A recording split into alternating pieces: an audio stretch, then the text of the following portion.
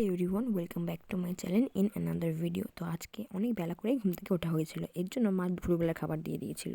তো প্রথমে ছিল শাক আর ভাত, এবং আমার সাথে বুনু খেতে বসে পড়েছিল, বারান্দায় খেতে বসে পড়েছিলাম আজকে, কারণ রোদটা আসছিলো খুব সুন্দর, দেখতেই পাচ্ছ। এরপরে চলে এসেছিলো মাংস, সোস টপার মাংস। তো প্রথমে ঝোল দিলাম, তারপরে আলু আর একটু মাংস নিয়ে মাখিয়ে তারপরে খাবো। এই যে খাচ্ছি, দেখতেই পাচ্ছ। আর খাওয়ার নিয়ে একটু বলাই নেই, মাংসের স্বাদটা এখানে অ্যাজ ইউজুয়াল খুব ভালো হয়েছিলো। এরপর কাকাই এসেছিলো, জানো তো ওর চোখটা এরমভাবে ফেটে গেছে খেলতে গিয়ে ব্যাটে লেগে।